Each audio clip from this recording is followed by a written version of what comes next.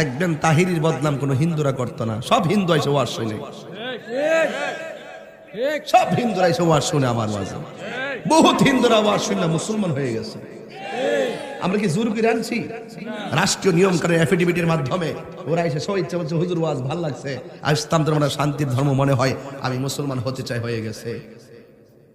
আর দোকানে পাটে হাটে ঘাটে বাজারে ম্যাক্সিমাম বদনাম করে এই মুনাফিকের গোষ্ঠীরা। সবচেয়ে বড় ক্ষতি করছে, আমি যে এলাকাতে ওয়াজ করতে আসি আজ পর্যন্ত কি শুনছেন যে আমি কোন পীরের বিরুদ্ধে ওয়াজ করছি, কোন হুজুরের বিরুদ্ধে ওয়াজ করছি? এরপরে দেখবেন এক শ্রেণীর মুনাফিকরা ভালো দেখতে পারে না। কি দেখতে পারে না? ভালো দেখতে পারে না। হাটে ঘাটে বাজারে বৈশা তাহিরির বিরুদ্ধে বদনাম করতেই আছে। আমাদের কিচ্ছু আসে যায় না। আমরা হুসাইনি পতাকা হাতে নিয়েছি, তোমাদের লাল চক্ষুকে ভয় করে কথা বলবো না।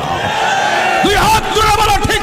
তাহিরি বাবু তিনি যখন ইসলাম ধর্মের বক্তৃতা দেন তখন কারুর নামে, কখনো কোনো সনাতন ধর্মের নামে এক ছিটে ফোঁটা বাজে কথা বলেন না, কোনোদিন কাউকে অসম্মান করতে শুনি নাই। আমিও ওনাকে ভীষণ শ্রদ্ধা করি। তবে আমি আপনাদের কাছে অনুরোধ করব, এমন যদি বক্তা হয়, তবে এই বক্তা, ভারতবর্ষ থেকে বলছি, এই বক্তা, এই দাস কখনো কোনোদিন ইসলাম ধর্মের বিরুদ্ধে একটা কথাও বলবে না। এইরকম বক্তা চাই, এইরকম বক্তা। তাহিরি বাবুর মতন বক্তা চাই। ওনার মতন বক্তা যদি সবাই হয়, ওনাকে ফলো করুন, ওনাকে দেখুন, ওনার আদর্শ মানুন। আমি গ্যারান্টি দিলাম আমাদের মুখ থেকে কখনো কোনো সময় আপনার বিরুদ্ধে একটা কথা